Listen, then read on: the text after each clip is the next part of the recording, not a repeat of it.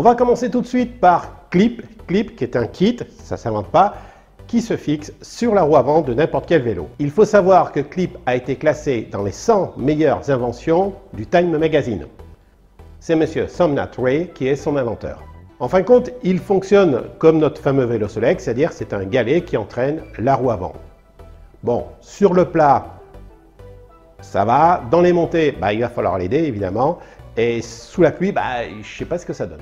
En attendant, ça pèse plus ou moins 3 kg. Ça permet de rouler à une vitesse de 25 km/h. Son moteur fait 450 watts. Et ouais, c'est prévu dans les normes américaines, hein, je suis désolé. Il y a une connexion Bluetooth pour connaître le niveau de sa batterie et également une application qui est en cours de développement. Ouais, parce que pour l'instant, le produit est en précommande sur le site du fabricant, que je vous mets le lien comme d'habitude, donc sous le descriptif de la vidéo. L'énergie embarquée dans ce kit est donnée par une petite batterie de 144 Wh, 36 volts, ça donne 4 Ampères-heure. Évidemment, question autonomie, ça va donner 10 km d'autonomie en full puissance. L'avantage d'utiliser une petite batterie, c'est le poids évidemment, et puis il met un chargeur qui booste un peu, ce qui fait qu'on peut la recharger en 40 minutes, ce qui est quand même pas mal. Les performances, elles sont pas ouf, je vous l'accorde. Mais bon, c'est vendu 335 €, donc là on va dire que ça va.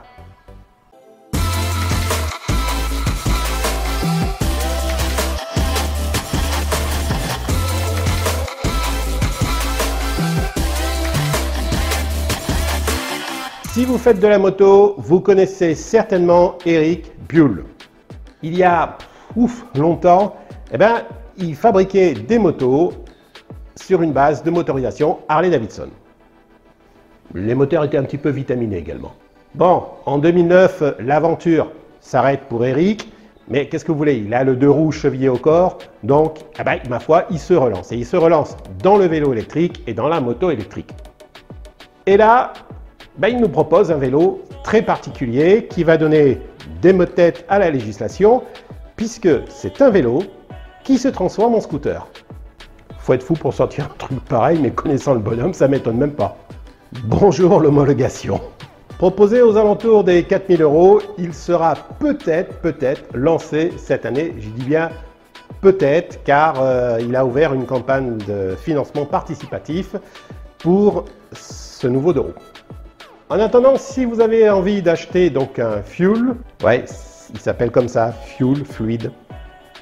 En attendant, si vous avez envie d'acheter un Buell, vous pouvez acheter le Fuel Fluid 1. C'est un vélo à 25 km/h qui est vendu aux alentours des 4 000 € quand même. C'est un vélo qui a la particularité d'avoir 2 batteries, ce qui fait que en théorie, ça lui permet d'avoir une autonomie de 200 km. 200 km à vélo, ça fait mal au cul. Non, je veux dire la selle.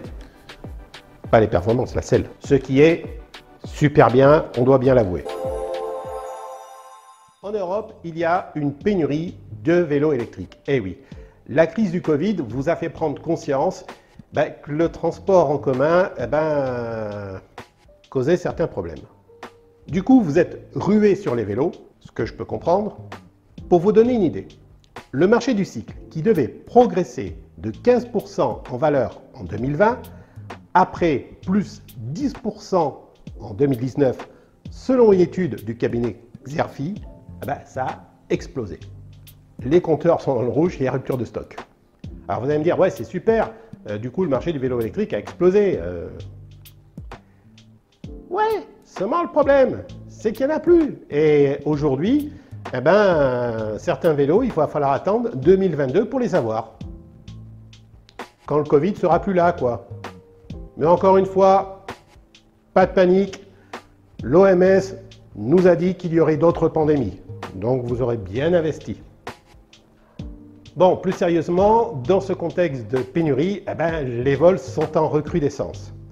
Alors je vous rappelle que depuis le 1er janvier, vous avez obligation de faire graver un numéro sur votre vélo, un numéro d'identification. Ça c'est important pour lutter contre le vol.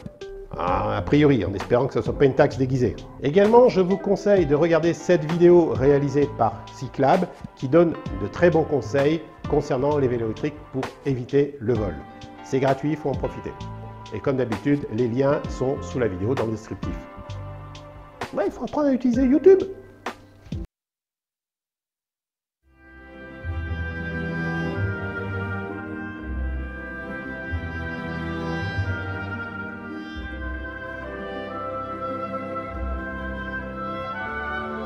Je vous présente le Lavobike. Je pourrais faire un jeu de mots. Lavo, lavabo, lavo... Non, j'arrête. Bon, pas la peine de vous précipiter pour l'acheter. C'est un projet des studios MUM. MUM, ça me fait penser à Futurama, pour ceux qui connaissent. Hein. Ce concept de vélo cargo utilise un générateur à hydrogène développé en Australie, sous le nom de système Lavo. Lavabo. Lavabo. Eh, ça fait quand même beaucoup. Lavo, développé par MUM. Ah, ils ont vraiment des noms rigolos. Hein. Bref, si ça vous intéresse, vous pouvez aller directement sur leur site et comme d'habitude, je vous mets les liens en dessous de la vidéo. When Harley-Davidson first put power to two wheels in 1903, it changed how the world moved. Forever. More than a century later, inspired by the pioneering spirit of Harley-Davidson's founders, Serial One has created an e-bike. Pour se lancer dans le vélo électrique, Harley-Davidson a choisi de créer une nouvelle marque, Cycle Company. Ils ne sont pas tellement foulés sur ce coup-là. Alors, les Harley-Davidson, c'est des motos qui sont pas vraiment données. Hein, c'est assez haut de gamme pour ceux qui connaissent. Et bien pour le vélo, c'est le même principe. Ça commence à 3 500 € et ça finit à 4 700 pour le vélo. Parce que le speed bike, là par contre, c'est 5 200 €. Je ne connais plus personne en Harley-Davidson. Ouais, mais t'as intérêt à connaître ton banquier. Hein. Et sans rire, c'est le prix de ma Royal Enfield. Pour le reste, eh bien, c'est comme les motos. C'est assez lourd. En moyenne, le vélo pèse 25 kg. La transmission, comme les motos, elle se fait par courroie. Par contre, ce qui est intéressant, c'est qu'il y a du couple. 90 Nm. Ça, c'est intéressant. Les finitions qui sont vraiment au top, ça, oui, c'est clair. Et puis, il y a un équipement assez haut de gamme. Bon, allez, soyons francs, c'est quand même pas le vélo de Monsieur Tout-le-Monde. C'est disponible aux États-Unis, en Europe, et les liens sont sous la vidéo.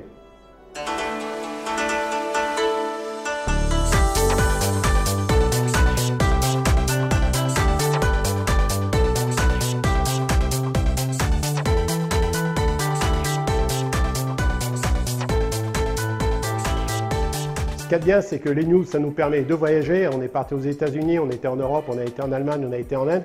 Et maintenant, on va aller au pays du soleil levant, ce qui est, à mon avis, très naturel, vu qu'on parle de vélo électrique et de déplacement. Et je vais parler de patinette VTT fabriquée par la société Loas. Globalement, c'est une patinette classique avec une batterie de 48 volts de 10 ampères-heure. Elle a un contrôleur de 500 watts et un moteur avec un train épicycloïdal, ce qui fait que, malgré tout, elle a un très bon coup pour une monoroue. Par contre, ce qui est très bien dans cette patinette, c'est que la batterie est intégrée dans le cadre. Ouais, parce que jusqu'à présent, avec ce type de patinette, il fallait mettre la batterie dans le dos. Et ça, au bout d'un moment, on ne peut pas dire que ça soit vraiment le top, surtout s'il y a une batterie qui est particulièrement lourde et qu'on passe sur des bosses en plus. Là, c'est vraiment très bien d'avoir pensé à la placer à l'intérieur du cadre. Elle est proposée à 1 300 €, rendue en France. Parce que si vous l'achetez en Chine, là par contre, c'est 700 €.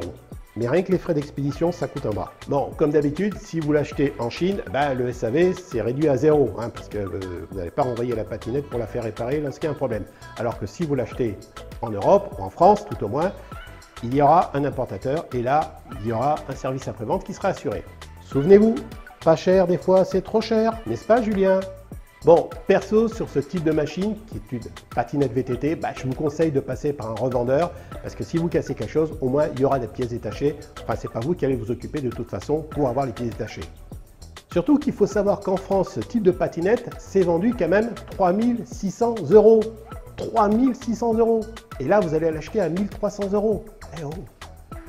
Alors, si vous voulez le même type de patinette, mais alors complètement suspendue, sachez que la société Loas en fabrique une. C'est un petit peu plus cher, il va falloir rajouter 100 €, c'est 1 400 €. Par contre, pour cette patinette à 1400 €, la batterie n'est pas intégrée dans le cadre, elle va se trouver sur le guidon à l'avant, dans un petit sac. Bon, mais pour 1400 €, moi je trouve que c'est très raisonnable. Et bon, en tout cas, dans les deux cas, moi je trouve que le prix, il est très raisonnable pour ces patinettes VTT.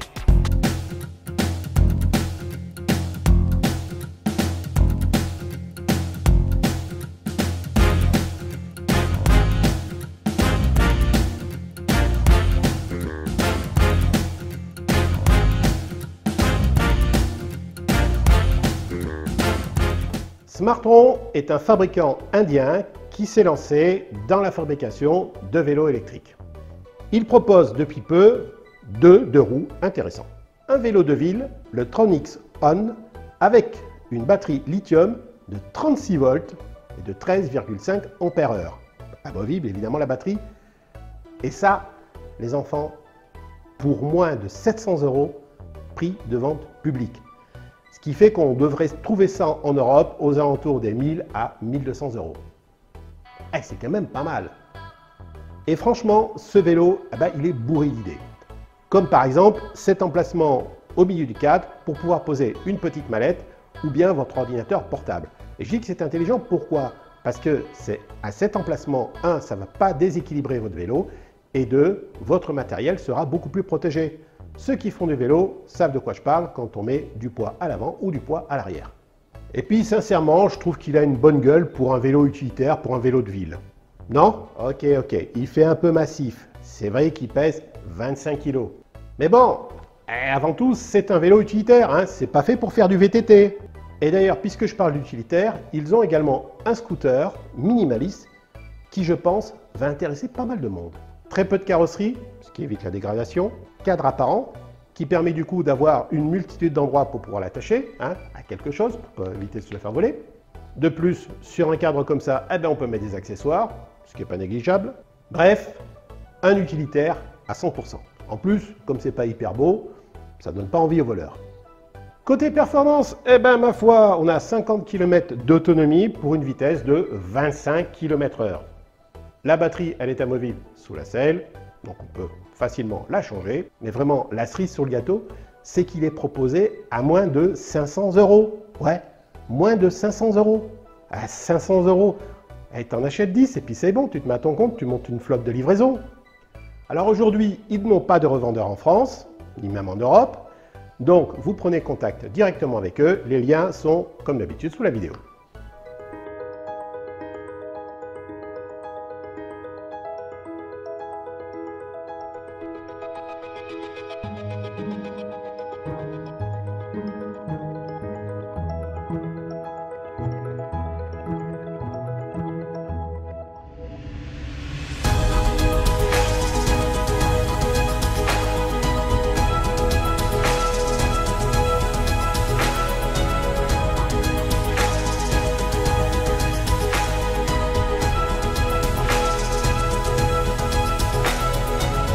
On va continuer dans les noms de dessins animés ou de cinéma avec Willow.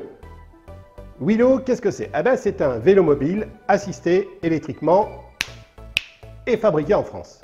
L'entreprise est située au Mans, là où il y a les 24 heures du Mans. C'est ça, hein? La particularité de ce vélo mobile, c'est de pouvoir pencher dans les virages. Et surtout, c'est de se tenir vertical. Ouais, parce que, je vous explique, une route, c'est pas droite, c'est légèrement bombé. Et qu'est-ce qui se passe lorsqu'on roule avec un tricycle ou un triporteur, bref, avec un 3 roues léger? On va pencher. Oui. Et ce qui va se passer, c'est que le pilote, il va se redresser. C'est une position qui est inconfortable et ceux qui pratiquent le tricycle ou le triporteur, ils savent de quoi je parle. Là, le gros avantage, c'est qu'avec ce système, vous restez vertical. Et ça, c'est très confortable, très agréable.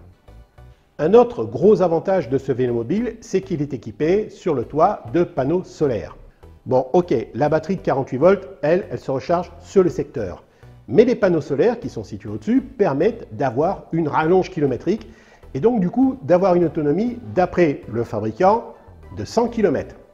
S'il y a beaucoup de soleil, ouais, parce qu'il faut quand même du soleil, hein, donc ça sera plutôt l'été, ce genre de kilométrage, vous pourrez l'atteindre. Comme il s'agit plutôt d'une machine destinée aux professionnels, et qui va s'adapter suivant le métier. Je ne peux pas vous donner de prix et je n'ai pas plus d'informations techniques, je dis bien pour le moment. Parce que d'après ce que j'ai lu, ils sont toujours en phase de test. Comme d'habitude, hein, vous savez où sont les liens, pas la peine de répéter. Ok, merci.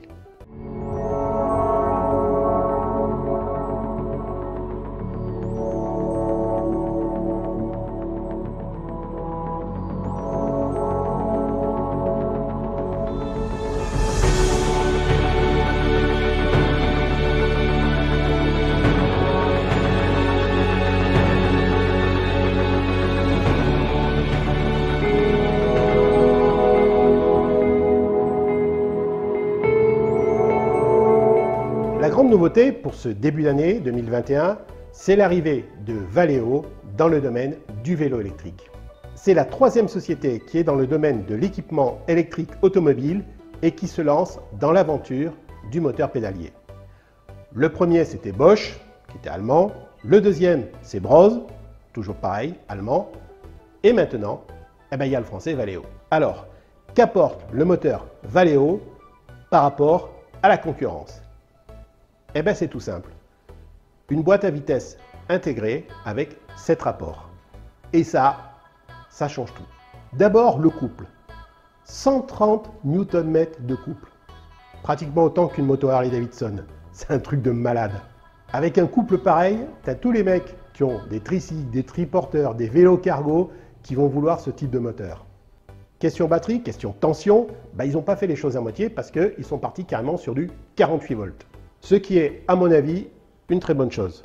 Alors évidemment, c'est un gros moteur et il va peser un peu plus lourd qu'un moteur habituel, on va dire. Mais, étant donné qu'il est situé très bas, donc qu'il a un centre de gravité très bas, on va avoir ce qu'on appelle un effet culbuto, c'est-à-dire que le vélo, finalement, sera très maniable, même lorsqu'il sera chargé. Bon, évidemment, il y a une électronique qui gère tout ça, et il faudra attendre le printemps prochain pour avoir beaucoup plus d'informations concernant les performances du vélo et concernant surtout la consommation.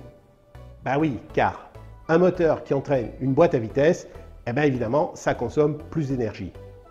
D'où l'expérience de l'expertise de Valeo dans ce domaine, ce qui fait que du coup, ils vont prendre une avance considérable par rapport à la concurrence, qui à mon avis ne va pas se laisser faire, c'est certain. J'aurai évidemment l'occasion de vous reparler de cette motorisation, vous vous en doutez, puisque Valeo s'est associé à Ifigear pour construire le moteur. Comme vous l'avez compris, la motorisation c'est Valeo, la boîte à vitesse c'est Ifigear. Cette émission est mensuelle. On verra par la suite si effectivement le nombre d'abonnés augmente, pourquoi pas la passer 2 fois par mois, hein, car je vous signale que je fais toujours pas de publicité donc au niveau de YouTube déjà, donc YouTube me référence pas super bien parce que je mets pas de publicité donc sur mes vidéos. Et si vous voulez que ça continue, c'est à vous vraiment de faire monter cette chaîne et de faire la publicité. Cette chaîne est ouverte également à tous, elle est ouverte aux clubs, aux associations, à tous les événements qui peuvent se passer dans le domaine du vélo et du vélo électrique. Je n'ai pas parlé dans cette émission, bien sûr, des manifestations, des salons, des choses comme ça, c'est prévu. Mais là, vous devinez qu'en ce moment, beaucoup de choses sont annulées. Donc pour l'instant, on ne va pas en parler, on ne va pas dire ce salon-là est annulé ou est virtuel. Non, on ne va pas du tout en parler. On attendra que cela reparte pour pouvoir, bien sûr, en parler. Et du coup, je vous donne rendez-vous au mois prochain, tout au moins pour cette émission.